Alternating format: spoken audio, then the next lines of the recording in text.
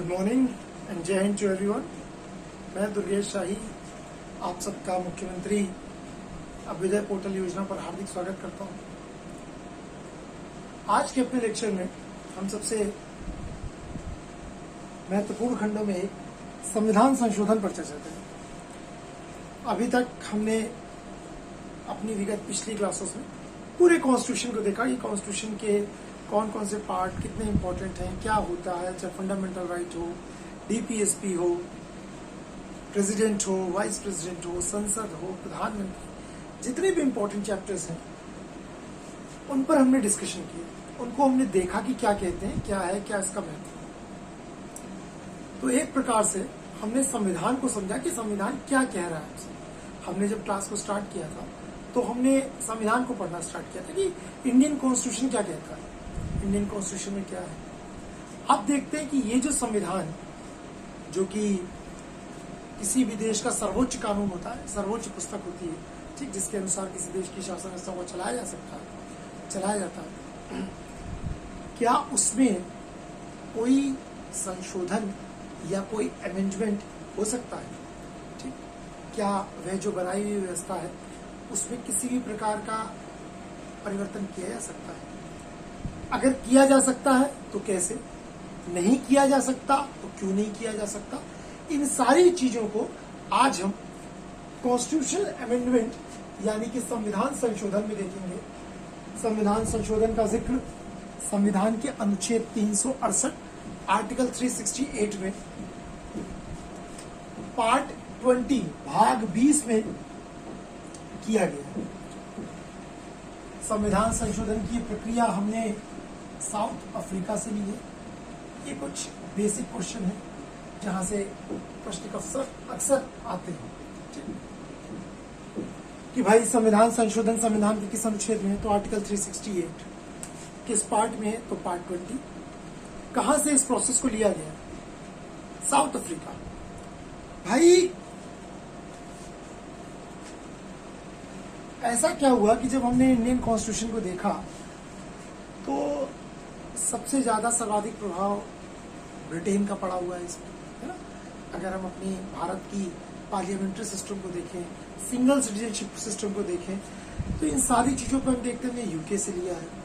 Fundamental rights को देख लें, सुप्रीम कोर्ट के सिस्टम को देख लें, वाइस प्रेसिडेंट के पोस्ट को देख लें, तो देखते हैं इसमें अमेरिका का प्रभाव झलकता है।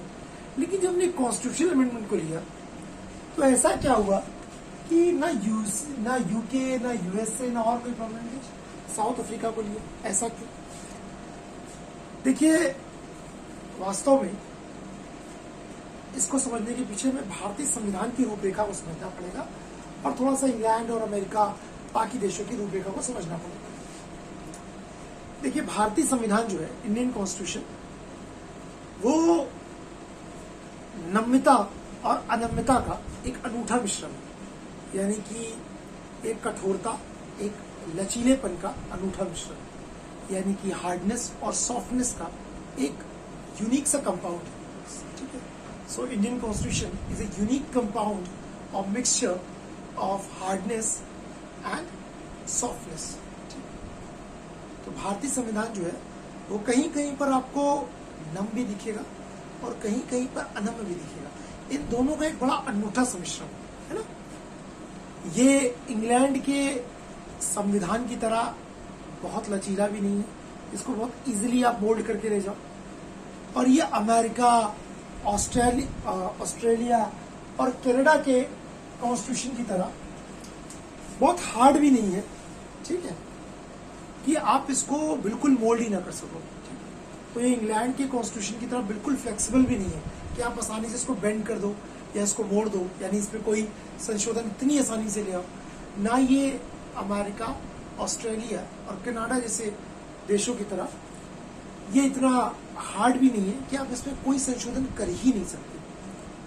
हमारा जो कॉन्स्टिट्यूशन है ये बीच का प्रोसीजर है, ठीक। ना ये इतना ज्यादा हार्ड है कि ये मोड़ा ना जा सके, यानी इसमें कोई चेंज ना किया जा सके, और ये इतना ज्यादा फ्लेक्सिबल भी नहीं है कि जब चाहे तब इसको मोड़ दिया गया, ठीक। ये बीच का है। इस बीच के रास्ते को हमने अपनाया, ठीक। हमारे जो कॉन्स्टिट्यूशनल मेकर्स थे संविधान निर्माता, वो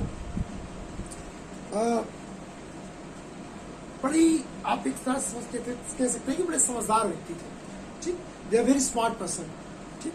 दे know the difficulties of federal governments, है ना, and they know how to tackle it. उन्हें पता था कि जो संघात्मक शासन प्रणाली वाले देश हैं, फेडरल कंट्रीज, यानी कि जहां पर केंद्र और राज्य दोनों सरकारों का अस्तित्व होता है, उनकी क्या क्या कठिनाइयां हैं, है ना। देखिए, कई लोग अक्सर एक आरोप लगाते हैं भारतीय संविधान पे कि क्या है भारतीय संविधान। भारतीय संविधान 60 देशों का कॉपी और पेस्ट है।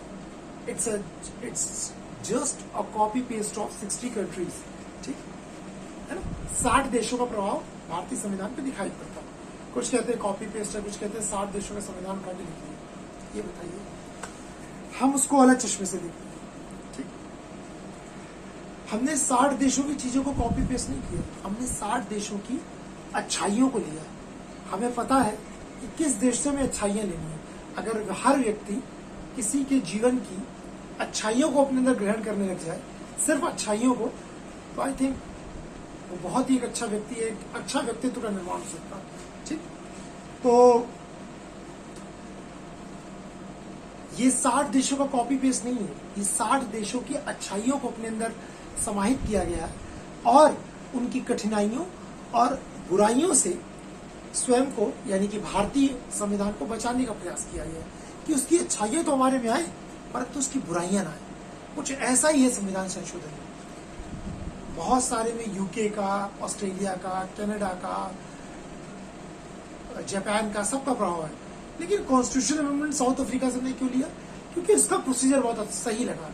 तो भारतीय संविधान निर्माता जो है बड़े स्मार्ट थे, ठीक। उन्होंने बड़े समझदार थे, उन्हें संघात्मक शासन प्रणाली की कठिनाइयों का पता था, इसलिए इन्होंने संविधान संशोधन के लिए ना तो बहुत ही अत्यधिक लचीलेपन का, ना तो बहुत अत्यधिक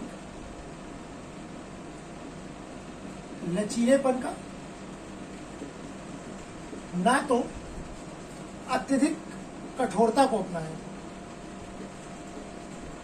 इन्होंने दोनों को नहीं अपनाया, ठीक। हमने अपनाया इन दोनों का सम्मिश्रण, ठीक।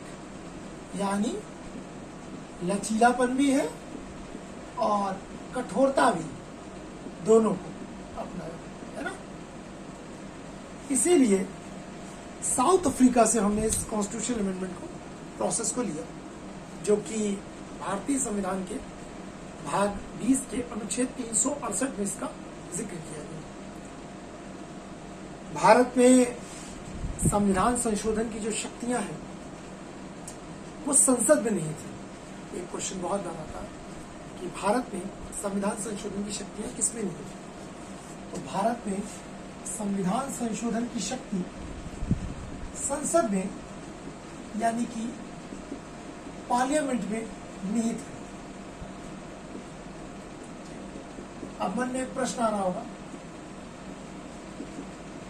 याद रखिएगा, संसद में निहित है कि सर अगर भारत, चूंकि अगर क्यों, भारत तो संघात्मक शासन वाला है और हम बात कर रहे हैं कि हम भाई संघात्मक शासन में दोनों के पास जो है अपनी अपनी शक्तियां होती हैं, अपने अपने कार्य क्षेत्र होते हैं, फिर सर संविधान संशोधन में सिर्फ अधिकार संसद को है, राज्य विधानमंडल को क्यों नहीं? तो देखिए, संशोधन की जो शक्ति है वो संसद के पास है। अभी मैं आगे आपको जब बताऊंगा कितने प्रकार के संशोधन है, तो वहां पर भी राज्य विधानमंडल का रोल है, लेकिन जहां पर उनकी कुछ राय मशवरे होते हैं उनका कहीं रोल दिखाई पड़ेगा, लेकिन शक्ति नहीं है। राज्य विधानमंडल के पास, यानी कि स्टेट लेजिस्लेचर के पास ये पावर नहीं है कि वो कॉन्स्टिट्यूशन में किसी भी प्रकार का अमेंडमेंट कर सके। Those powers are inherent into the parliament of India, यानी कि जो संविधान संशोधन की शक्ति है वो भारत की संसद में निहित है, ना कि राज्य विधानमंडल के पास, ठीक। संसद प्रस्तावना में, मूल अधिकारों में सहित संविधान के किसी भी भाग में संशोधन कर सकती है। जो पार्लियामेंट है वो प्रस्तावना यानी कि प्रिएम्बल है ना, हम भारत के लोग, भारत को एक संपूर्ण प्रभुत्व संपन्न वाली मूल अधिकार, फंडामेंटल राइट्स के साथ साथ किसी भी पोर्शन में संशोधन कर सकती है, लेकिन संसद भारतीय संविधान के मूलभूत ढांचे में, ओरिजिनल फ्रेमवर्क में, यानी इसका जो प्राइमरी फ्रेमवर्क है उसकी आत्मा में कोई संशोधन नहीं कर सकता। ठीक, यानी कि आप समझिए, जैसे आप उदाहरण स्वरूप समझिए कि भाई आप किसी एक निम्न मध्यम वर्ग परिवार से या बड़े गरीब परिवार के छात्र हैं, पिताजी बहुत ही मेहनत या संघर्ष का काम कर रहे हैं, मानिए किसी दुकान में काम करते हो या कोई छोटा सा व्यवसाय हो या अपनी परचून की दुकान हो या पेट्रोल पंप पे काम करते हो, कोई भी, ठीक, अथक परिश्रम का काम, ठीक, उन्होंने अथक परिश्रम करके उससे धन एकत्रित करके आपकी तैयारी कराई, ठीक, आपने उसका मोल समझते हुए आपने उस पढ़ाई को किया, ठीक, आपने उस तैयारी को बेहतरीन से प्रिपरेशन की और आपने एग्जाम को क्रैक किया। क्रैक करने के बाद आप एक ऑफिसर बन जाते हैं, आप IAS, IPS, PCS, PPS कोई भी, तो अब आपका सामाजिक और भी ऊंचा हुआ, आर्थिक स्थितियां भी जो पहले समस्याएं थी वो पूर्ण होना चालू हुई थी, आपकी आर्थिक समस्याएं अच्छी होंगी। अब आपको लग रहा है कि देखो अब समय थोड़ा सा बदल रहा है ना, अब इसमें कुछ चीजों में परिवर्तन लाना चाहिए, ठीक, लाइक संशोधन लाना चाहिए। जैसे हम संविधान में संशोधन की बात कर रहे हैं, है ना, क्यों आता है संशोधन? किसी भी चीज में संशोधन या परिवर्तन को क्यों लाया जाता है? जब, क्योंकि देखिए व्यक्ति की भांति नीति की भी एक आयु होती है ना, हर चीज की, हर पॉलिसी, हर कानून, हर नियम का एक समय होता है ना, प्रकृति में हर चीज का एक अपना समय है ना। आप एक खाने का सामान जाते हैं तो आप उसके पैकेट में पीछे पहले एक्सपायरी डेट देखते हैं, क्योंकि उसका भी एक समय है ना, एक समय के बाद वो आपके लिए नहीं रहेगी। इसी प्रकार हर नीति, हर लॉ, हर चीज का एक समय होता है ना।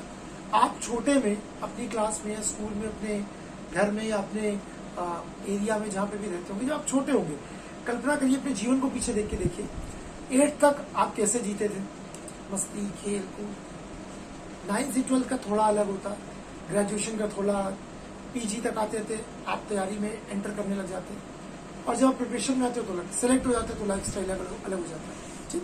फिर आप हंसी मजाक, अब आप ऑफिसर बन जाएंगे तो भी आप हंसी मजाक थोड़ी ना कोई छोड़ देगा, जीना थोड़ी छोड़ देगा, लेकिन आप अपने कुछ चंद दोस्तों के साथ ही खुल के पुराना, जैसे आप हंसी मजाक अपने 10th 12th के दोस्तों के साथ करते थे, उनके साथ कर सकते हैं, ठीक। अब हर एक के साथ नहीं, क्यों?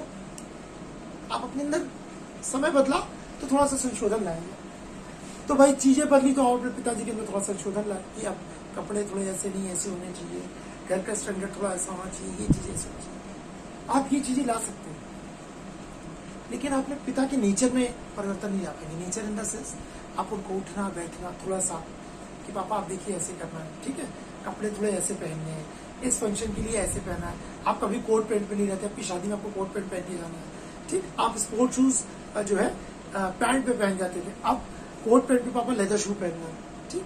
जीन्स पहन रहे हैं तो स्पोर्ट शूज डाल रहे हैं, स्पोर्ट शूज भी रीबॉक एडिडास के दिलाएंगे, क्यों? कंफर्ट होता है ना भाई। चीजें आएंगी तो बिल्कुल कराया जाएगा अपने घर वालों को, लेकिन आप अपने पिताजी से कहें कि पापा फॉक से खाना खाना चालू कर दीजिए, ये उनकी अपने आत्मा में परिवर्तन कर दिया। जिस व्यक्ति ने 30 या 35 साल खाना दाल चावल अपने हाथ से खाया, आप उसको स्पून से खिलाना नहीं सिखा सकते।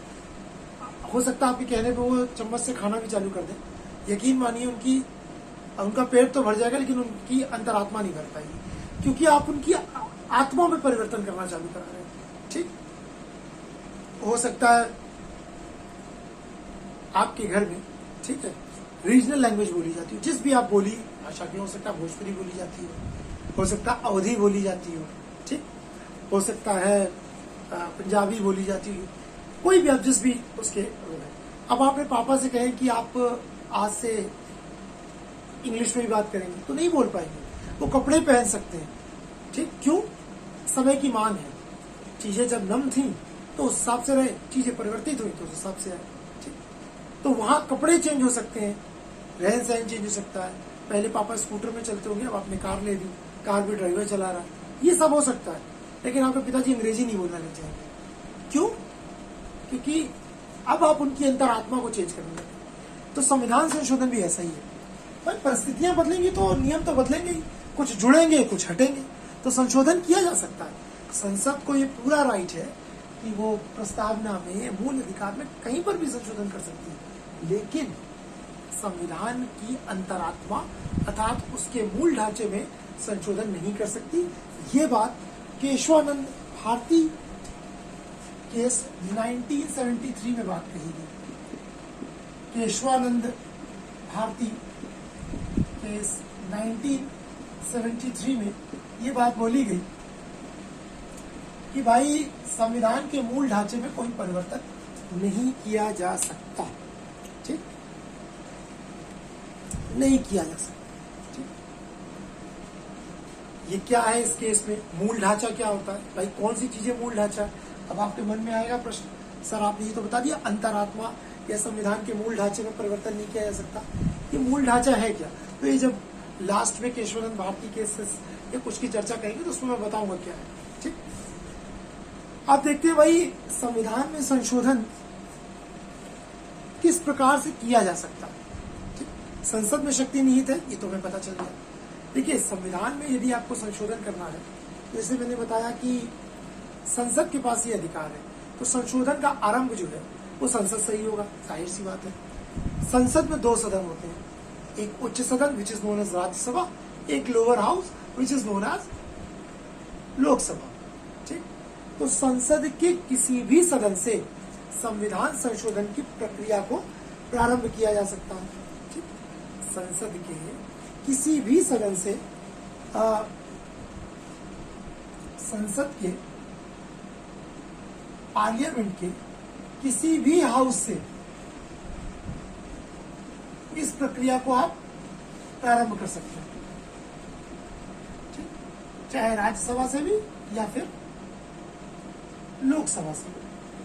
ठीक, दोनों में से कहीं से भी इस प्रक्रिया को स्टार्ट किया जा सकता है। लेकिन ये याद रखिएगा कि राज्य विधानमंडल स्टेट लेजिस्लेचर में कोई state legislature have no right to amend in constitution, उसको संविधान संशोधन करने का कोई अधिकार नहीं। तो सिर्फ और सिर्फ संसद में ये अधिकार है और संसद के किसी भी सदन से इस प्रक्रिया को प्रारंभ किया जा सकता है। संविधान संशोधन का जो विधेयक है वो किसी मंत्री द्वारा अर्थात सरकार द्वारा, देखिए सरकार का मतलब क्या होता है? प्रधानमंत्री और उनकी मंत्रिपरिषद, ये क्या होती है? सरकार होती है। जैसे वर्तमान में भारतीय जनता पार्टी की सरकार चल रही है, एनडीए की। ठीक, भारतीय जनता पार्टी के पास तकरीबन 300 प्लस सांसद है, 302 या 310 के आसपास, मुझे एग्जैक्टली फिगर नहीं आ रहा है। तो 300 भारतीय जनता पार्टी के सांसद जो है वह सरकार नहीं है। ठीक, सरकार प्रधानमंत्री और उनकी मंत्रिपरिषद यानी प्राइम मिनिस्टर प्लस 79 और मिनिस्टर, 80 और मिनिस्टर्स, यानी ये 81 लोग ही सरकार होते हैं। यानी प्रधानमंत्री और उनकी मंत्रिपरिषद के जितने भी सदस्य हैं सिर्फ वही सरकार है। ठीक, बाकी नहीं। भाजपा का हर सांसद सरकार नहीं होगी। ठीक, तो इस संविधान संशोधन के विधेयक को किसी मंत्री जी द्वारा अर्थात सरकारी व्यक्ति द्वारा या किसी गैर सरकारी सदस्य द्वारा यानी किसी भी सांसद के द्वारा इंट्रोड्यूस किया जा सकता है, यानी कि सदन में रखा जा सकता है। क्लियर? ये कोई भी ला सकता है। ये एक सरकारी सदस्य यानी मंत्री भी ला सकते हैं और एक गैर सरकारी सदस्य भी ला सकते हैं, यानी सरकार के इधर भी कोई सांसद ला सकता है। विधेयक को दोनों सदनों में विशेष बहुमत से पारित कराना होता है। दोनों सदनों से पारित कराना है, दोनों सदनों से पारित कराना होता है। ठीक,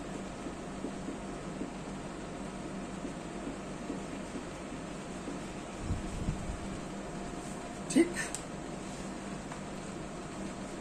अभी मैं बताऊंगा कितने प्रकार के संविधान संशोधन होते हैं और क्या क्या होते हैं, कौन कौन से क्लॉज होते हैं। अभी इतना समझिए, दोनों सदनों से आपको पारित कराना होगा।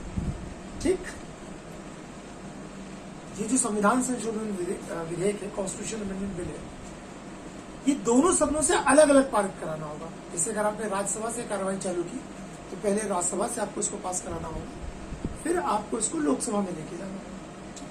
पहले राज्यसभा और फिर लोकसभा, दोनों जगहों से आपको इसको पारित कराना होगा। अगर दोनों सदनों में आपस में किसी बात में असहमति है तो आप याद रखिएगा कि कॉन्स्टिट्यूशन, मैंने आपको बताया था आर्टिकल 108 में ज्वाइंट मीटिंग का उल्लेख है, संयुक्त बैठक का।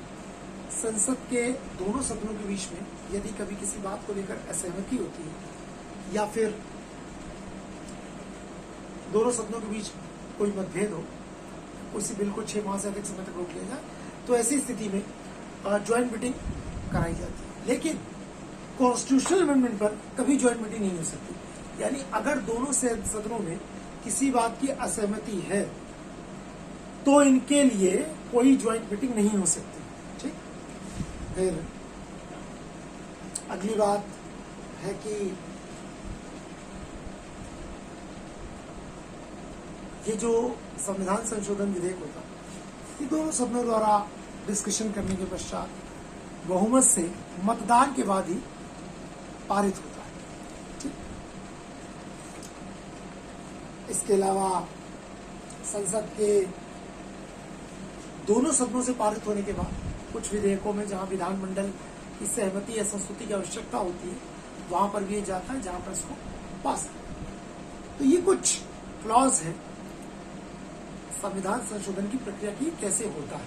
ठीक, यानी सिर्फ संसद से प्रारंभ हो सकता है। संसद में 2 सदन होते हैं, दोनों में से कहीं भी इसको प्रारंभ कराया जा सकता है।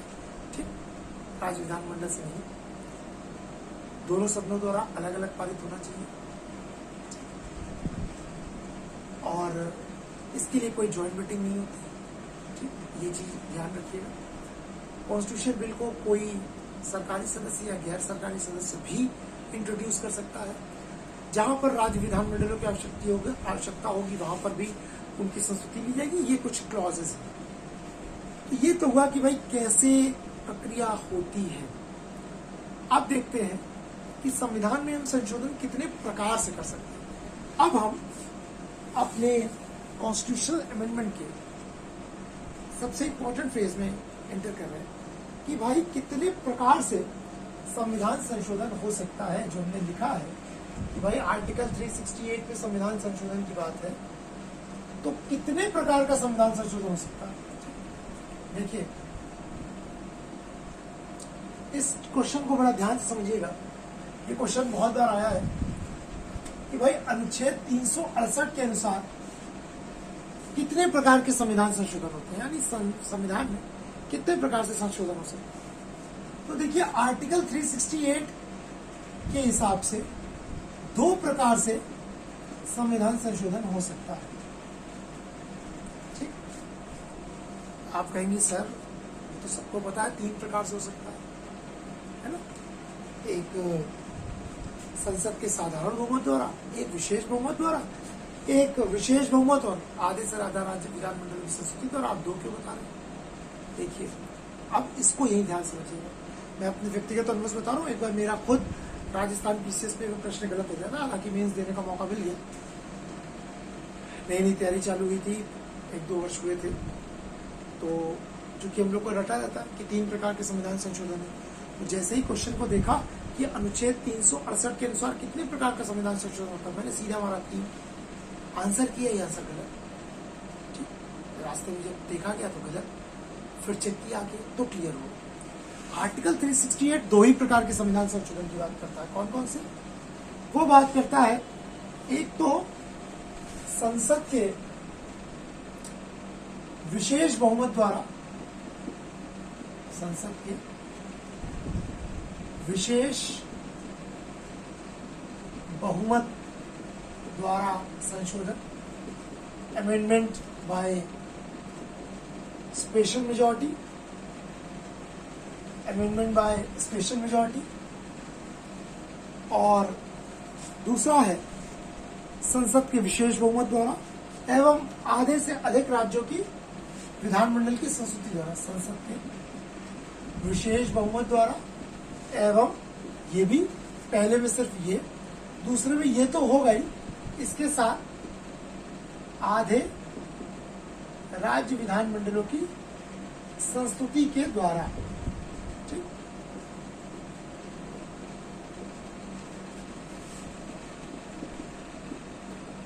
संस्तुति के द्वारा। ये दो तरीके से संविधान में संशोधन हो सकता है आर्टिकल 368 के हिसाब से। लेकिन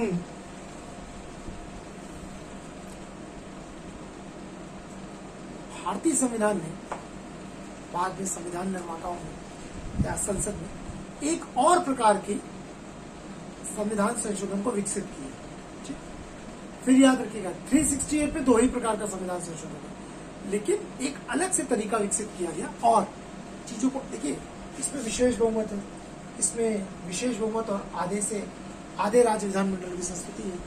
तो बोला गया देखिए दोनों बड़े टिपिकल है, कुछ सिंपल क्लॉज है। अब हर क्लॉज के लिए विशेष बहुमत लाया जाए या आधे से तो बड़ा कठिन हो जाएगा। कुछ सिंपल चीजें भी होती हैं जिनके लिए विशेष बहुमत की जरूरत नहीं है, तो फिर उसके लिए एक अलग से तरीका अपनाया गया। ठीक, ये खुद संसद द्वारा इस तरीकों का विकास किया गया, विच इज नोन एज संसद के साधारण बहुमत द्वारा।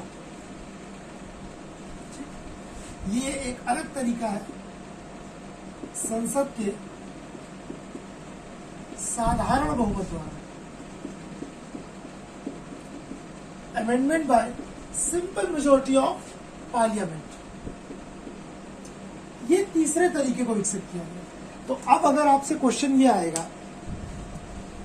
कि भारत के संविधान में संशोधन कितने प्रकार से हो सकता है, तो 3 प्रकार से, साधारण बहुमत द्वारा, विशेष बहुमत द्वारा, विशेष बहुमत और आधे से अधिक राज्यों की विधानमंडलों की संस्तुति के द्वारा।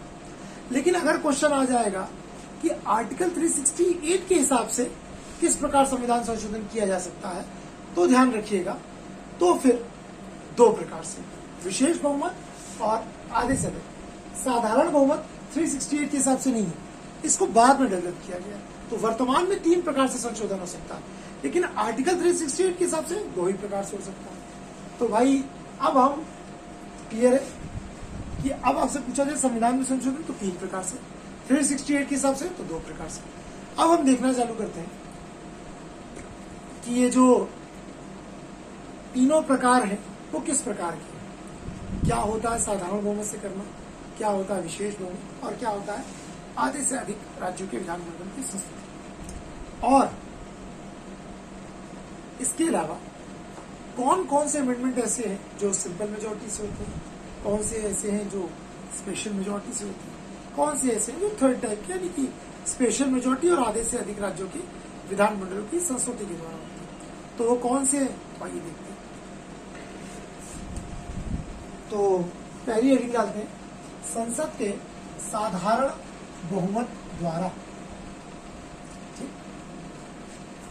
आई होप जितना अभी तक आपका हो रहा होगा वो चीजें आप लोगों को क्लियर हो रही होगी। ठीक, तो पहला डालते हैं संसद के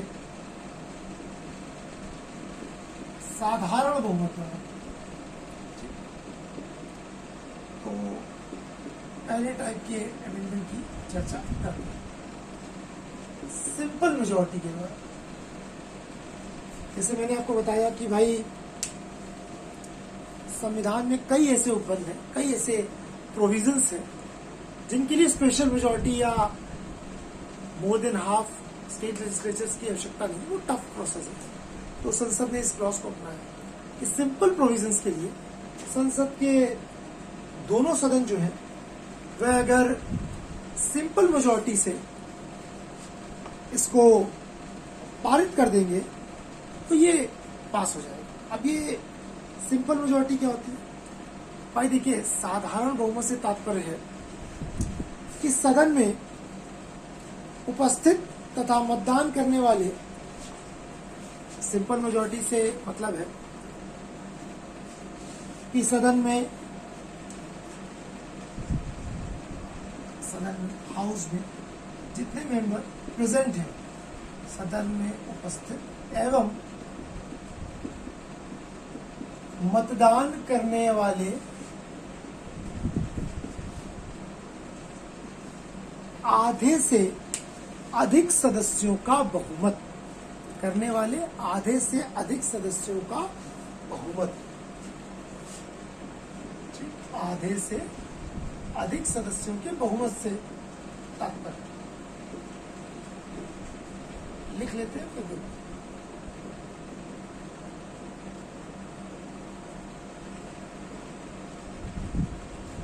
सदन में उपस्थित एवं मतदान करने वाले आधे से अधिक सदस्यों के बहुमत से, यानी जितने लोग उस समय कॉन्स्टिट्यूशन में हाउस में मीटिंग के लिए उपस्थित है, प्रेजेंट है, और जितने लोग वोटिंग के लिए प्रेजेंट है, जितने भी लोग हैं, भाई देखिए कोई भी कार्रवाई कब प्रारंभ होगी, कम से कम 1/10 मेंबर तो होने ही चाहिए। 1/10 मैंने बताया था कोरम होता है पार्लियामेंट में, दोनों हाउसेस का कोरम है कि सदन की अगर कार्रवाई स्टार्ट होनी है तो कम से कम 1/10 मेंबर होने चाहिए। यानी लोकसभा है तो कम से कम 55 मेंबर और राज्यसभा है तो कम से कम 25 सदस्य तो होने ही चाहिए। इससे अगर कम है तो कोई कार्रवाई स्टार्ट नहीं हो सकती। तो जितने भी मेंबर वहां पर, इससे तो ज्यादा ही होंगे भाई, 1/10 इतने तो होने ही चाहिए। तो जो भी वहां पर प्रेजेंट है और जो भी वहां वोटिंग के लिए प्रेजेंट है, उनमें मानिए लोकसभा में मान के चलिए जब मीटिंग हो रही है तो 200 लोग बैठे हुए उपस्थित है और यही लोग वोटिंग करेंगे, 200 लोग, ठीक। टोटल मेंबर कितने हैं? 545 लोकसभा में, और उपस्थित है 200, ठीक। तो कम से कम 101 लोग इसमें सहमति दे देंगे तो ये पारित हो जाएगा, ठीक। इसी प्रकार राज्यसभा में भी, ठीक, वहां पर मानिए 100 लोग उपस्थित हैं, ठीक। तो 100 में 51 लोग अगर उस बिल को सहमति दे देंगे, उस विधेयक को, तो वो मान लिया जाएगा कि इसको संविधान संशोधन हो गया उसमें। ये लेकिन हर एक के लिए नहीं है, सिंपल प्रोविजंस के लिए। तो कौन कौन से, ठीक। तो एक चीज याद रखिएगा, इसके तहत जो भी क्लॉजेस आएंगे वो कैसे हैं, वो सिंपल मेजॉरिटी वाले, ठीक। तो कौन कौन से क्लॉजेस के लिए सिर्फ सदन में उपस्थित और मतदान करने वाले सदस्यों के आधे से अधिक सदस्यों का बहुमत चाहिए। देखिए सबसे पहला है नए राज्यों का प्रवेश या गठन। अगर ये मैटर है नए राज्यों का प्रवेश या गठन, आर्टिकल 2 की बात हो रही है। अगर किसी भी नए राज्य का भारत में प्रवेश किया जा रहा है या एस्टेब्लिशमेंट किया जा रहा है तो वो सिंपल मेजॉरिटी से पास हो सकता है। किसी भी नए राज्य के निर्माण या उसकी सीमाओं में परिवर्तन करना हो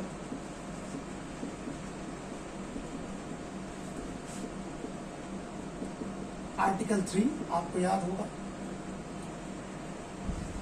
ये भी संसद के साधारण बहुमत के द्वारा संशोधन इसमें किया जा सकता है। इसमें ना विशेष बहुमत चाहिए ना कुछ, सिंपल मेजॉरिटी से चाहे किसी नए राज्य को बनाना हो या शामिल करना हो, है ना। मानिए कल को अगर आपने पीओके के हिस्से को पाकिस्तान ऑक्यूपाइड कश्मीर, जो कि हम ये मानते हैं वो हमारा ही है, पाकिस्तान और बिल्कुल हमारा, महाराजा हरि सिंह ने विलय पत्र पर हस्ताक्षर किए हुए, ठीक। तो अगर कभी पीओके को हमने वापस लिया या अक्साई चीन को वापस लिया, ठीक है, तो लद्दाख का कैलाश मानसरोवर का रेंज का एरिया है, ठीक। एक्चुअली में उसका नाम अक्षय चिन्ह है, बदलते बदलते अक्साई चीन हो गया। तो अक्साई चीन का एरिया अगर उसको हमने कभी वापस लेना है तो क्या करेंगे, नए राज्य का प्रवेश या गठन, उसको शामिल करके एक नया राज्य बनाएंगे। तो इसके लिए कोई विशेष बहुमत या अमेंडमेंट की जरूरत नहीं है, सिंपल कॉन्स्टिट्यूशनल अमेंडमेंट द्वारा ये हो सकता है। इसी प्रकार आंध्र प्रदेश से काट के तेलंगाना को बनाना था, है ना, तो नए राज्य का निर्माण या किसी की सीमाओं पर होता है, तो ये भी सिंपल मेजॉरिटी से हो सकता है। किसी राज्य विधान परिषद का निर्माण करना हो या उसकी समाप्ति करनी हो, राज्य Vidhan Parishad, state legislative council का निर्माण या समाप्ति, बनाना हो या समाप्त करना, संसद सिंपल मेजॉरिटी से इसको कर सकती है, आर्टिकल 169, ठीक।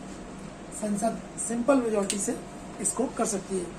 विधान परिषद का उल्लेख किसमें? 169। इसके अलावा दूसरी अनुसूची सेकंड शेड्यूल में जो भी अधिकारी हैं, राष्ट्रपति, राज्यपाल, लोकसभा के अध्यक्ष, न्यायाधीश, इन सभी के वेतन भत्तों में को बढ़ाना हो, घटाना हो, किसी भी प्रकार का संशोधन करना हो तो वो साधारण बहुमत से हो सकता है।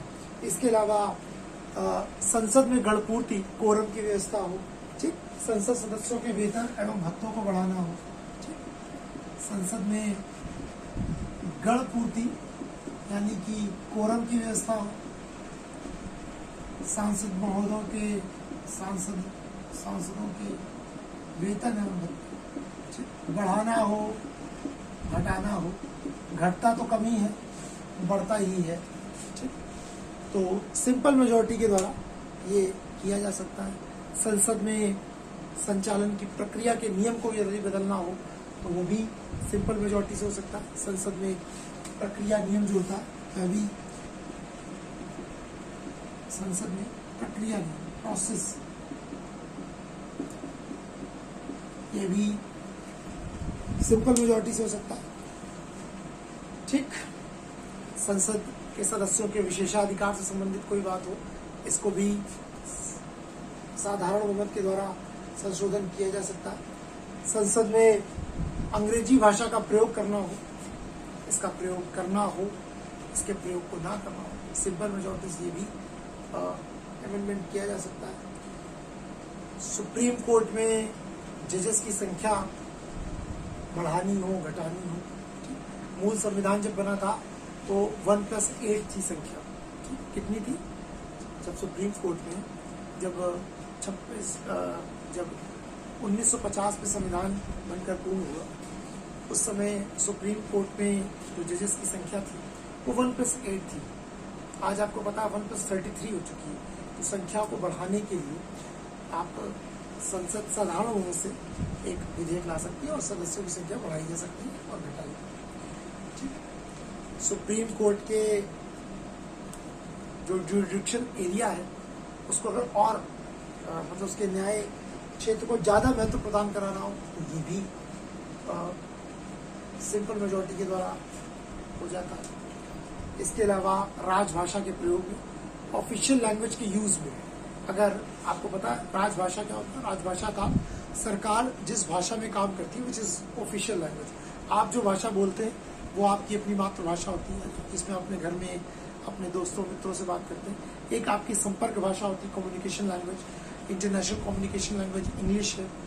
हिंदी एक आपको पता है कि संपर्क भाषा। भारत में जम्मू कश्मीर का व्यक्ति हो, तमिलनाडु का हो, पंजाब का हो, गुजरात का हो, पंजाब में रहने वाले अधिकांशतः लोग पंजाबी बोलते हैं, गुजरात वाले गुजराती, महाराष्ट्र वाले मराठी, आंध्रा वाले तेलुगु, कर्नाटका वाले कन्नड़, केरला वाले मलयालम, तमिलनाडु वाले तमिल। अब उत्तर प्रदेश का व्यक्ति, ठीक, हमको तो तमिल नहीं आती है, हम लोग तमिलनाडु गए घूमने, अब मुझे तमिल नहीं आती है तो फिर मुझे इंग्लिश भी ना आए तब तो हिंदी। भारत में जो है हिंदी एक संपर्क भाषा है। नीचे चले जाइए साउथ में, मोस्टली चाहे टूटी फूटी आती हो, आती जरूर है ना। हो सकता है अगर उसे बोलनी नहीं आती होगी तो वो आपकी बात को समझ जरूर सकता है, ठीक, वो आपकी बात को समझ जाएगा कि आप क्या कहना चाहते हैं, ठीक, तो समझ में आता। तो संपर्क भाषा है। तो राजभाषा क्या होती है? इसमें सरकार अर्थात राज्य जिस भाषा में अपना कार्य करता है, जिस राजभाषा और ऑफिशियल। तो ये क्या होना चाहिए? ये भी संसद के साधारण बहुमत द्वारा संशोधन किया जा सकता है। इसी प्रकार नागरिकता की प्राप्ति और समाप्ति दोनों संविधान के किसी भी नागरिक को नागरिकता प्रदान कराने का जो सिटीजनशिप में जो प्रोसेस है उसका साधारण बहुमत से उसको क्लॉज को लाया जा सकता है। संसद और विधानमंडल के लिए निर्वाचन इलेक्शन कैसा हो, ये भी संविधान के साधारण बहुमत द्वारा इसका निर्णय हो जाता है। निर्वाचन क्षेत्रों का पुनर्निर्धारण कि भाई ये भी सिंपल मेजोरिटी से हो जाता है, किस निर्वाचन क्षेत्र को बढ़ाना है, घटाना है, सारी चीजें हो जाती है। इसके बाद केंद्र शासित प्रदेशों से कोई संबंधित मैटर हो तो वो भी सिंपल मेजोरिटी द्वारा हो जाता है। 5वीं और 6ठी अनुसूची में जिन जनजातीय क्षेत्रों के प्रशासन की बात की गई है उससे संबंधित अगर कोई क्लॉज होता है तो वो भी हो जाता है। तो कुल मिलाकर मैंने आपको 18 प्रकार के जो संशोधन होते हैं वो सारे बता दिए, जिनमें कुछ लिख के आपके सामने है, बाकी मैंने बोल दिए तो आप नोट कर लीजिएगा। कुल 18 प्रकार के संविधान संशोधन प्रथम टाइप से यानी कि साधारण बहुमत से ही हो सकते हैं। यानी इन 18 चीजों में अगर आपको संशोधन करना है जो मैंने अभी आपको बताई है, उनमें आप पार्लियामेंट जो है सिर्फ सिंपल मेजोरिटी से इसमें अमेंडमेंट कर सकते हैं। ठीक, अब आते हैं अपने दूसरे कॉन्स्टिट्यूशनल अमेंडमेंट के प्रोसेस, संसद के विशेष बहुमत द्वारा, कि भाई ये स्पेशल मेजोरिटी के द्वारा कॉन्स्टिट्यूशनल अमेंडमेंट क्या है।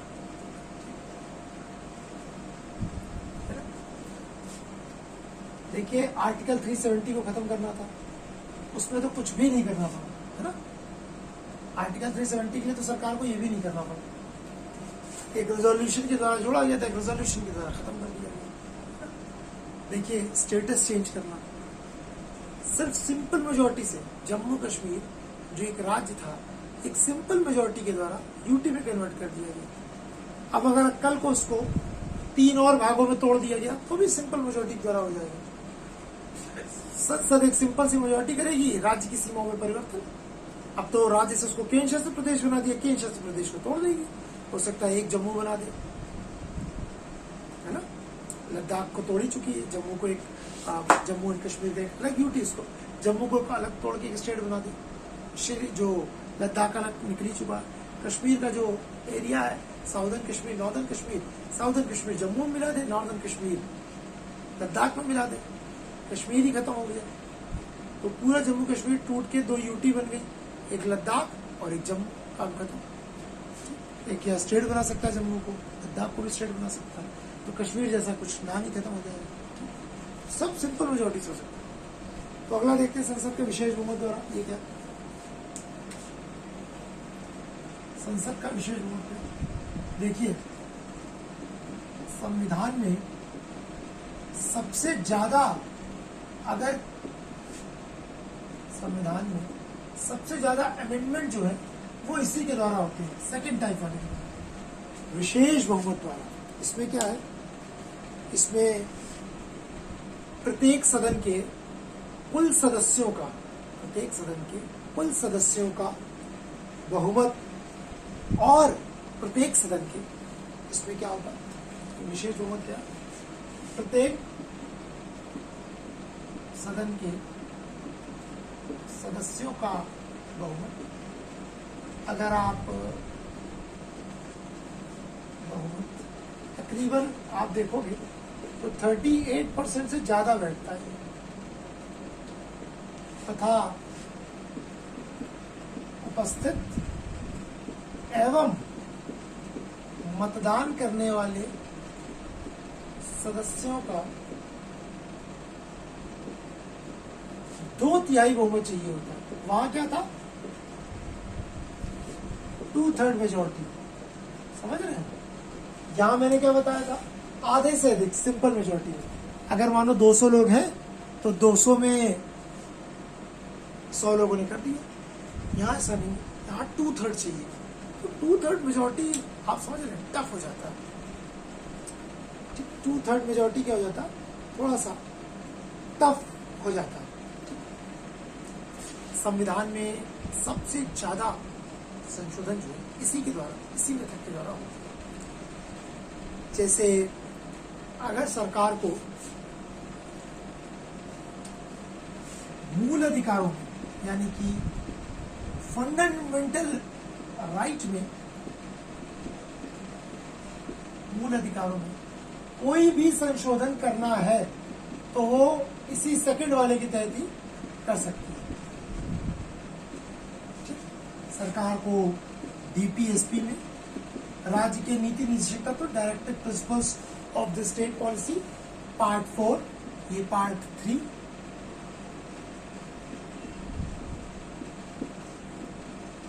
पार्ट 4, इन दोनों में अगर कोई अमेंडमेंट करना है तो सरकार विशेष बहुमत के द्वारा ही कर सकती है। इसके अलावा वो सभी क्लॉज जो पहले वाले, यानी कि जो वो सभी क्लॉज जो प्रथम और तृतीय श्रेणियों के संविधान संशोधन से संबंध नहीं है, यानी जो सिंपल मेजॉरिटी वाले और जो आपको थर्ड टाइप का है, यानी first and third constitutional amendment में नहीं आते हैं, वो सब सेकंड वाले से, यानी कि विशेष बहुमत से संशोधन होगा। ठीक, तो याद रखिएगा, अभी कभी एग्जाम में क्वेश्चन है कि भाई फंडामेंटल राइट यानी कि मूल अधिकारों में संशोधन कैसे होगा, तो मूल अधिकारों में अगर संशोधन कभी भी होगा तो वो हमेशा हमेशा हमेशा संशोधन, संविधान संशोधन की दूसरे मेथड यानी कि विशेष बहुमत द्वारा होगा। ठीक, डीपीएसपी में कोई संशोधन इसी द्वारा होगा। इसके अलावा सॉरी, जो प्रथम प्रकार के यानी सिंपल मेजॉरिटी से जो चीजें अमेंडमेंट नहीं हो रही हैं, जो थर्ड टाइप से अमेंडमेंट में नहीं हो रही हैं, तो जो भी बचेगा, जो फर्स्ट में आ गया वो फर्स्ट का, जो थर्ड में आ गया थर्ड का, इसके अलावा जो भी बचा वो सब कुछ सेकंड कॉन्स्टिट्यूशन अमेंडमेंट के द्वारा। 18 क्लॉज मैंने आपको लिखवा दिए फर्स्ट टाइप में। ठीक, कुछ क्लॉज है सेकंड थर्ड टाइप में, इन दोनों को अगर हटा दे तो जो भी बचेगा वो सेकंड टाइप है। ठीक, मूल अधिकार डीपीएसपी और बाकी जो बचता है वो सब विशेष बहुमत के द्वारा हो।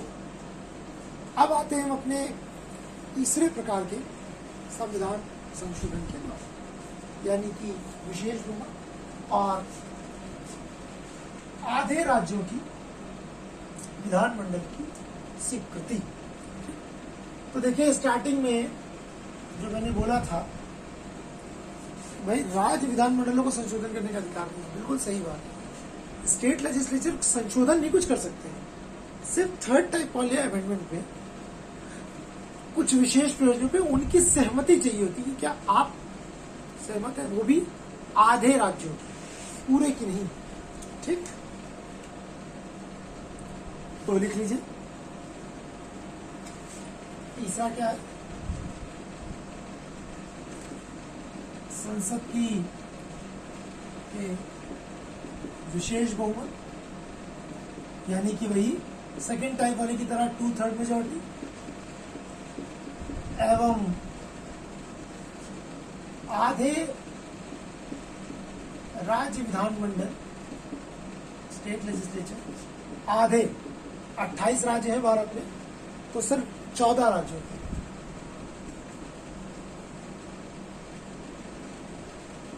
साधारण विधेयक से पारित संस्तुति।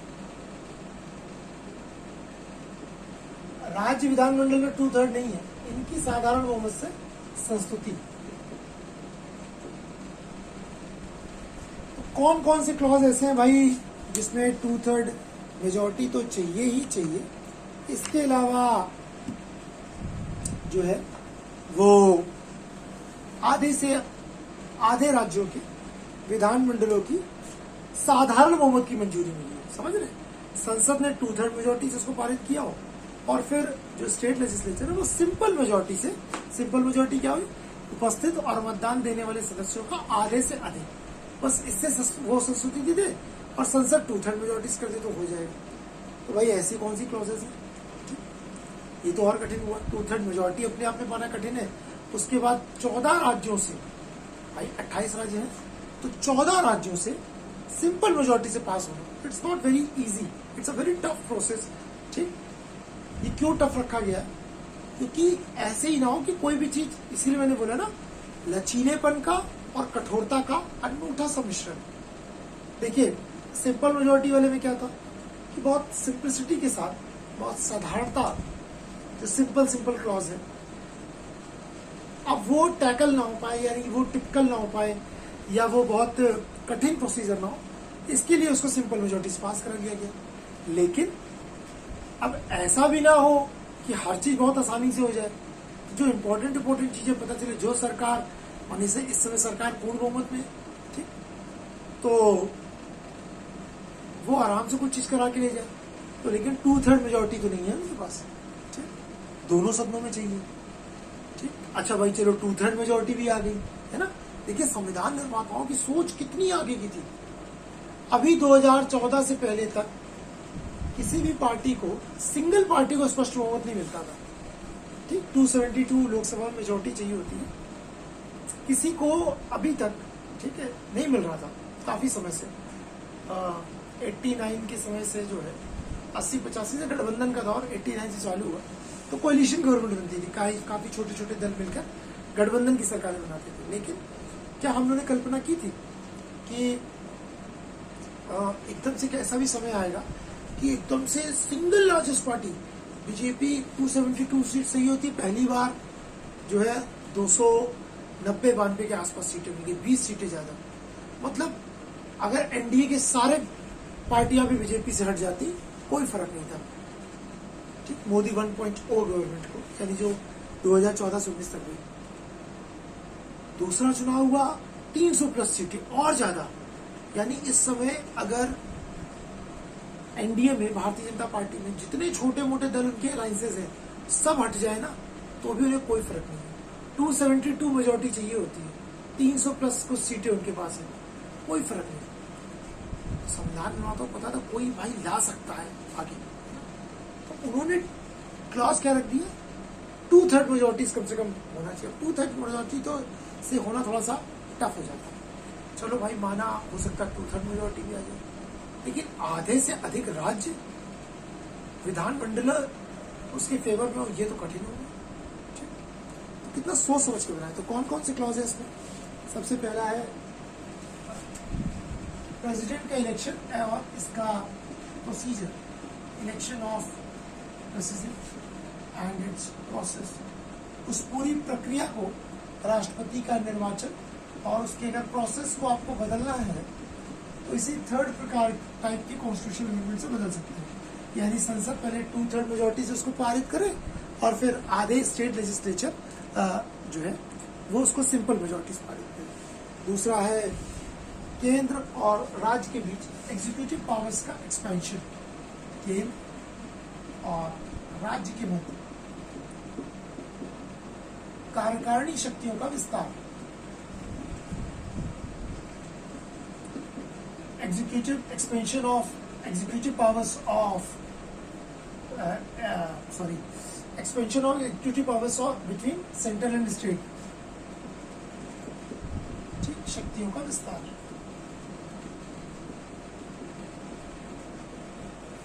ठीक, तीसरा है सुप्रीम कोर्ट और अगर हाई कोर्ट से जुड़ा जो भी निर्णय होगा, यानी कि सुप्रीम कोर्ट और हाई कोर्ट से जुड़ी कोई भी, यानी कि अगर आपको चेंजमेंट करना है तो वो इसी थर्ड प्रकार से होगा, ठीक। चौथा है केंद्र और राज्य के मध्य विधायी शक्तियों का विस्तार, यानी लेजिस्लेटिव पावर्स का एक्सपेंशन, विधायी शक्ति, लेजिस्लेटिव पावर्स, कानून बनाने का जो पावर्स है उनका डिवीजन, ऐसा ना हो स्टेट लेजिस्लेचर पावर भी इसी में आ जाए। फिर अगला है 7वीं अनुसूची से संबंधित कोई विषय, यानी कि 7th शेड्यूल से जुड़ा कोई सब्जेक्ट,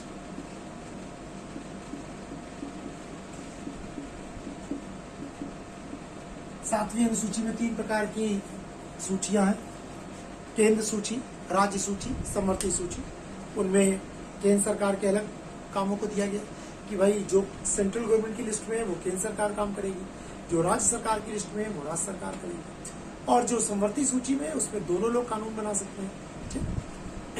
तो उससे रिलेटेड अगर कोई मैटर हो सकता है राज्य सूची को खत्म ही करना हो, राज्य सूची के सारे मैटर अपने पास ले लें, या कुछ मैटर्स को देना हो, तो ये सब इसी प्रकार के केंद्रीय कुछ मैटर्स को राज्य को देना हो, राज्य के कुछ अपने पास लेने हो, समवर्ती सूची को परिवर्तित करना हो, उसके विषयों को उठा के केंद्र में लेना हो, कुछ भी क्लॉज करना होगा, वो सब इस थर्ड टाइप की कॉन्स्टिट्यूशन अमेंडमेंट से होगा।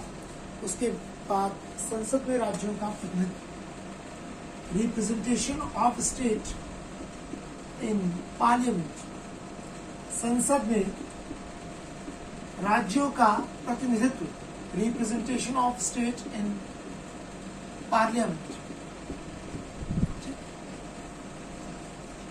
सीटें बढ़ानी है, घटानी है राज्यसभा की, कोई भी क्लॉज करना है, ठीक, वो सब इसी प्रकार से होगा। इसके बाद 7th 6 ये 6 क्लॉज में कुछ भी करना है तो आप इसी टाइप के कॉन्स्टिट्यूशन अमेंडमेंट से कर सकते हैं। 7वां है कि आर्टिकल 368 में कोई अमेंडमेंट करना हो, यानी इसमें खुद संविधान संशोधन में अगर कोई संशोधन करना हो, समझ रहे हैं, मतलब कि संविधान संशोधन की प्रक्रिया को बदलना हो, यानी आर्टिकल 368 में ही कोई चेंज करना हो, तो भी आप इस थर्ड टाइप वाले से का चीजें का समर्थन ले सकते हैं। यानी इतने प्रकार से आप फिर ये जो 7 क्लॉज है, इनमें अगर आपको कोई संशोधन करना है तो आपको फिर इस थर्ड टाइप वाले अमेंडमेंट से, जिसमें संसद का विशेष बहुमत और आधे राज्य विधानमंडलों की सहमति चाहिए होती है, तभी कर सकते हैं। तब फिर यानी कि ये इसलिए किया गया कि कोई सरकार अगर पूर्ण बहुमत से आ भी जाती है, पूर्ण बहुमत से 10, 15, 20 सीटें ज्यादा भी जाती है, तो भी आसानी से संविधान के स्ट्रक्चर को चेंज ना कर पाए, यानी कि जो उसके बहुत इंपॉर्टेंट क्लॉज है, president, president election, supreme court, high court, इनको चेंज ना कर पाए, ठीक। तो ये तीनों प्रकार के आपके अमेंडमेंट होंगे, जो आर्टिकल 368 में जो सेकेंड और थर्ड टाइप का अमेंडमेंट दिया उसकी भी चर्चा हो गई, और जो भारतीय संसद ने खुद एक साधारण बहुमत, सिंपल मेजॉरिटी से जो अमेंडमेंट किया जाता उसको भी उन्होंने चेंज, मतलब जो कुछ इंपॉर्टेंट प्रोविजंस है उसको सिंपल मेजॉरिटी से किया जा सके, एक नए तरीके को विकसित किया, उसको भी हमने देख लिया। उसमें 18 प्रकार देखे, 7 प्रकार इसके, और जो इसमें और पहले और तीसरे में नहीं है वो सब का संशोधन सेकंड प्रकार से, यानी स्पेशल मेजॉरिटी से होता है। यानी कि सबसे ज्यादा अगर संविधान में किसी चीज से संशोधन होता है तो सेकंड टाइप के मेथड से, संविधान की सबसे इंपॉर्टेंट प्रक्रिया यानी कि फंडामेंटल राइट या डीपीएसपी में कोई चेंज करना हो तो सब उसी के द्वारा हो सकता है। अब ये तो हो गई संविधान संशोधन की आपका तरीका, प्रक्रिया, क्या सारी चीज। अब संविधान निर्माताओं ने जब इस चीज को बनाया तो कई विद्वानों ने, आलोचकों ने इस संविधान संशोधन की प्रक्रिया की बहुत तीखी आलोचना की। उन्होंने बोला कि संविधान संशोधन का जो ये प्रोसेस इंडियन कॉन्स्टिट्यूशन ने आर्टिकल 368 में बनाया है संविधान निर्माताओं ने, ये पूर्ण नहीं है। तो भाई क्यों पूर्ण नहीं, किस आधार पर आलोचना की? उन्होंने कहा देखिए,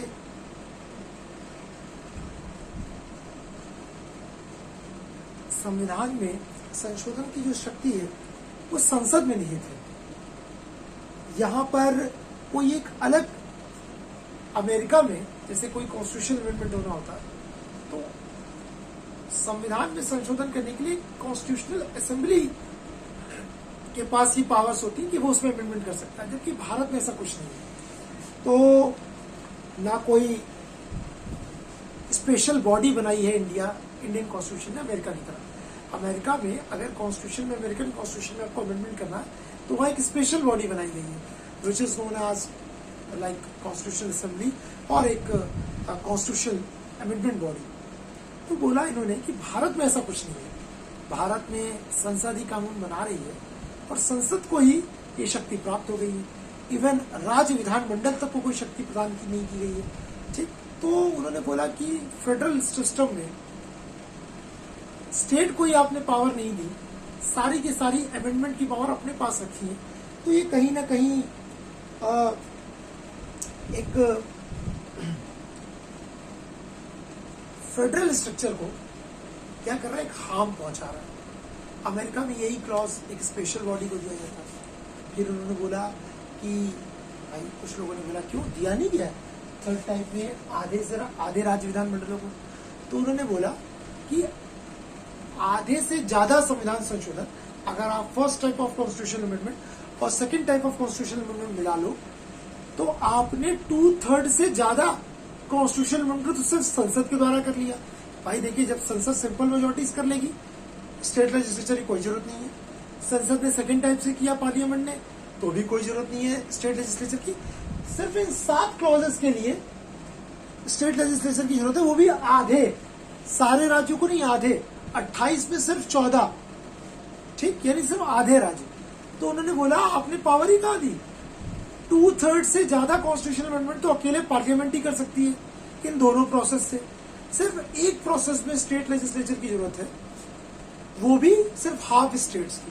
तो उन्होंने बोला ये भी एक फेडरल स्ट्रक्चर को कमजोर करने की बात है। उन्होंने बोला यहाँ 2/3 मेजोरिटी से चीजें पास हो जाती है, 2/3 मेजोरिटी भी कोई भी पार्टी ला सकती है। अमेरिका में आप देखो, अमेरिका में कॉन्स्टिट्यूशन अमेंडमेंट के लिए 3/4 मेजोरिटी चाहिए होती है, 3/4 यानी 100 में 3/4 मतलब 25। अगर 100 लोग वहां पर है तो 75 लोग उसका समर्थन करेंगे, तब जाके कोई अमेंडमेंट होगा उसमें। जबकि इंडिया में 2/3 का क्लॉज है, यानी 66 लोग चाहिए होते हैं, 66%। यहाँ चाहिए 75%। तो उन्होंने बोला कि देखिए वहां कितना कठिन बोला गया। अगर संसद किसी भी संविधान में कोई संशोधन कर लेती है तो राज्य विधानमंडल के पास तो इतना भी अधिकार नहीं है कि उसकी कोई आलोचना कर ले या कुछ कर ले, इतनी शक्तियां ही नहीं प्राप्त है। तो फेडरल स्ट्रक्चर के लिए अच्छा नहीं है, ठीक। इसके अलावा बोला गया कि भाई कॉन्स्टिट्यूशनल अमेंडमेंट के लिए ज्वाइंट मीटिंग का प्रोसेस नहीं रखा है, जबकि कुछ साधारण विधेयक जो होते हैं, ठीक, जैसे मैंने आपको बताया 3 बार आज तक ज्वाइंट मीटिंग बैठी है। एक 1961 में पहली बार डाउरी एक्ट के लिए, 1978 में बैंकिंग रिफॉर्म्स के लिए और 2002 में कोटा के लिए। तो बोला गया सिंपल चीजों के लिए, साधारण बिलों के लिए ज्वाइंट मीटिंग बैठ सकती है अगर दोनों सदनों के बीच में असहमति हो। लेकिन कॉन्स्टिट्यूशनल अमेंडमेंट का अगर कोई बिल है और दोनों सदनों के बीच में कोई गतिरोध है तो वहां पर कोई ज्वाइंट मीटिंग जैसा प्रोविजन ही नहीं है। तो बोला कि it is not complete process of constitutional amendment. तो इस आधार पर इसकी आलोचना की, ठीक। फिर बोला गया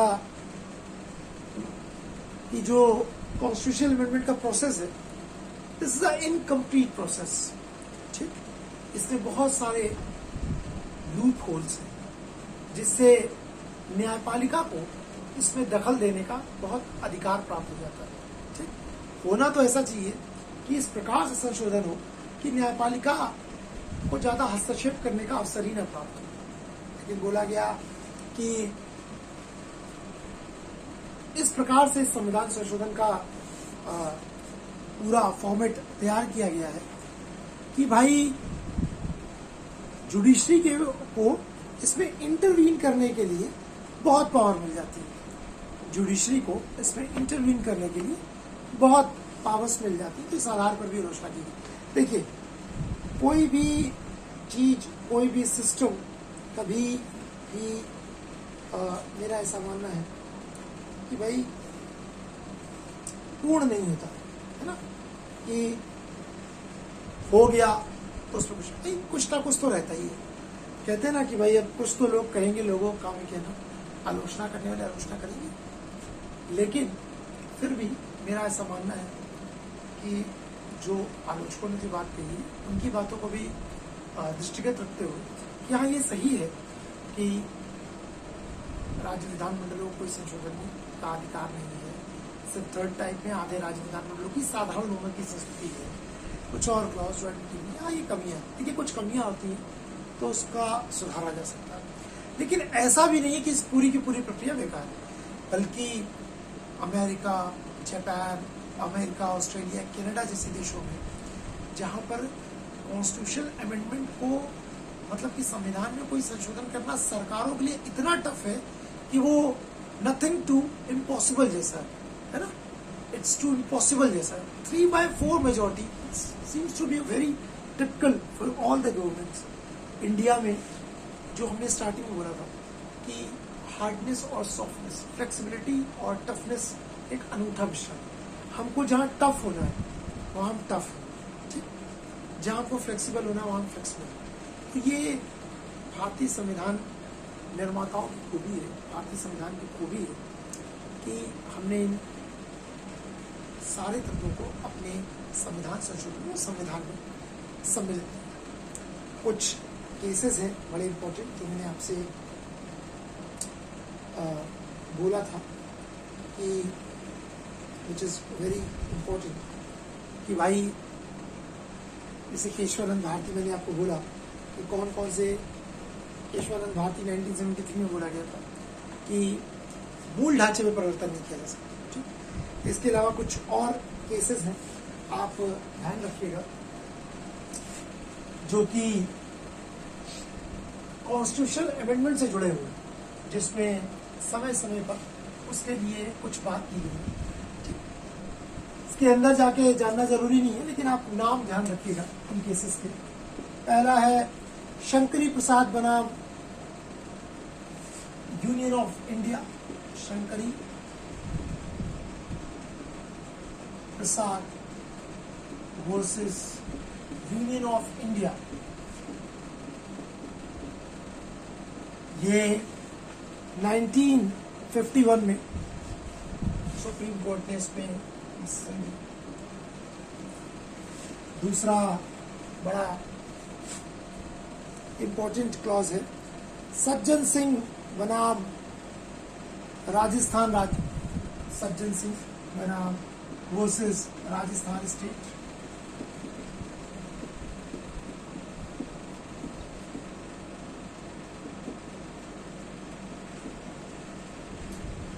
तीसरा है 65 में ही आया था, 1965। तीसरा है केशवानंद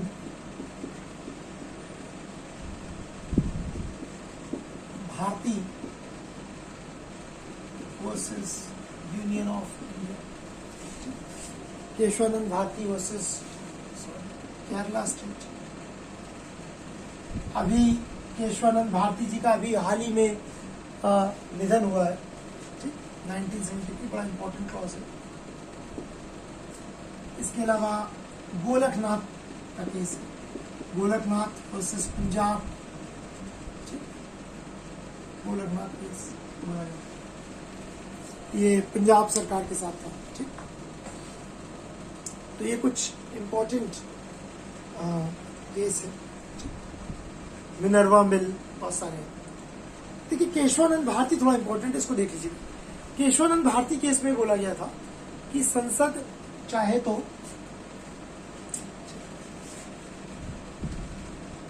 मिनर्वा मिल इंपॉर्टेंट है ज्यादा,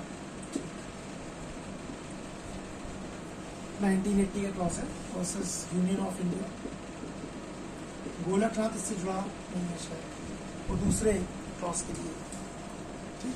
ये ज्यादा चार इंपॉर्टेंट है उसमें भी, लेकिन ये ज्यादा है। तो बोला गया भाई संसद संविधान की किसी भी चीज में, फंडामेंटल राइट हो या फिर डीपीएसपी हो, प्रेम्बल हो, किसी में भी संशोधन कर ले, लेकिन उसकी आत्मा में, संविधान की आत्मा में या संविधान के मूल ढांचे में परिवर्तन नहीं कर सकती। तो बोला गया भाई ये मूल ढांचा क्या है, तो सुप्रीम कोर्ट ने बताया कुछ पॉइंट्स कि क्या मूल ढांचा है।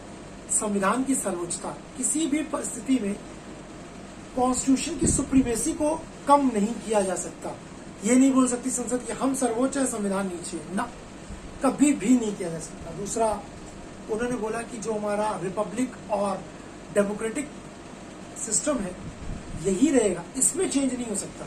ये नहीं कि आपने बोल दिया आज से भारत राजतंत्र हो गया, ये संविधान का मूल ढांचा है, इसमें परिवर्तन नहीं हो सकता। सेपरेशन ऑफ पावर्स, जो लेजिस्लेटिव, एग्जीक्यूटिव और जुडिशियल की पावर्स को सेपरेट किया गया है, वही रहेंगी।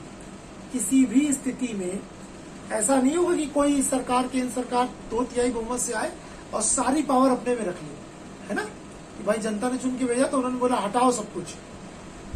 आज से जुडिशियल की पावर्स भी मेरे में भी, लेजिस्लेचर की भी, सरकार ही कानून बना देगी, ना संसद की जरूरत, ना जुडिशरी की जरूरत, सब कुछ उसी में ना। तो ना सुप्रीमेसी ऑफ कॉन्स्टिट्यूशन हटाया जा सकता है, उसको चैलेंज किया जा सकता है, ना सेपरेशन ऑफ पावर्स, ना डेमोक्रेटिक और रिपब्लिक सिस्टम है हमारा, उसको नहीं हटा सकते, फेडरल सिस्टम को नहीं हटा सकते, संघात्मक शासन प्रणाली, केंद्र और राज्य दोनों ही सरकारें रहेंगी। ऐसा नहीं होगा कि कल से राज्यों का अस्तित्व ही आप खत्म कर दो, सिर्फ केंद्र ही केंद्र सरकार रहेगी, ठीक, ऐसा भी नहीं हो सकता। नेशन की इंटीग्रिटी और यूनिटी से कोई भी जुड़ी चीज होगी उसमें आप कोई नहीं कर सकते। स्टेट ऑफ वेलफेयर स्टेट का जो कंसेप्ट है उसको आप चेंज नहीं कर सकते, क्योंकि संविधान की मूल ढांचा है। इसके अलावा व्यक्ति की स्वतंत्रता और गरिमा, फंडामेंटल राइट्स, तो वैसे ही मैंने आपको बताया। रूल ऑफ लॉ को चेंज नहीं कर सकते, कानून का शासन होना चाहिए। स्वतंत्र और निष्पक्ष चुनाव हमेशा होने चाहिए, ठीक, इस पर आप कोई चेंजमेंट नहीं ला सकते, ठीक। जुडिशियल रिव्यू की जो पावर्स हैं उसको आप किसी भी प्रकार से हार्म नहीं पहुंचा सकते, ठीक। डीपीएसपी और फंडामेंटल राइट्स में हमेशा एक बैलेंस बना के रखोगे, उसको किसी भी प्रकार से निगेटिव चेंजेस उसमें नहीं ला सकते। आप संशोधन कर सकते हो, ठीक, लेकिन निगेटिव चेंजेस उसमें नहीं हो सकते, ठीक है, कि पता चले किसी व्यक्ति को आज से बोलने की आजादी नहीं, खत्म कर दी, तो ये नहीं कर सकते। जो हमारा पार्लियामेंट्री सिस्टम है यही रहेगा, इसको आप कोई छेड़छाड़ नहीं कर सकते हो कि पार्लियामेंट्री सिस्टम हटा के हम प्रेसिडेंशियल सिस्टम ले आए, ये संविधान का मूल ढांचा है। इसके अलावा जुडिशरी की जो पावर्स हैं उनमें आप कोई चेंजमेंट नहीं ला सकते। तो ये कुछ चीजें और कुछ क्लॉज केशवानंद भारती केस में दिए गए कि भाई ये संविधान का मूल ढांचा है, इसमें आप किसी भी प्रकार का कोई परिवर्तन नहीं कर सकते, ठीक। बाकी इसके अलावा पार्लियामेंट के पास पूरी शक्तियां कि वे संविधान के किसी भी भाग में संशोधन कर सकती है, ठीक। परंतु इन चीजों को जो केशवानंद भारती वर्सेस केरला स्टेट में, केरला स्टेट 1973 का जो केस था, जिसमें आज तक की सबसे बड़ी 13 जजों की बेंच की पीठ बैठी थी, उसमें निर्णय किया। तो आज आपका ये आर्टिकल 368 कॉन्स्टिट्यूशन अमेंडमेंट का चैप्टर पूरा हुआ। आशा करता हूं कि जितनी भी क्लासेस हमने की हैं आज के क्लास को लेकर और इससे पूर्ववर्ती, इन सब में मैं कॉन्स्टिट्यूशन से जुड़े आपके सारे पहलुओं को रखने में और आपको समझाने में समझा पाया होगा और आपको आसानी से उन चीज़ों को आप समझ सके होंगे इन चीज़ों को। तो तब तक के लिए, अब नेक्स्ट क्लासेस के लिए थैंक यू सो मच। आपने सारी क्लासेस में साथ दिया और उनको चीज़ को समझा, आपने समय दिया, तो चलिए ठीक है। Thank you so much and जय हिंद टू एवरीवन।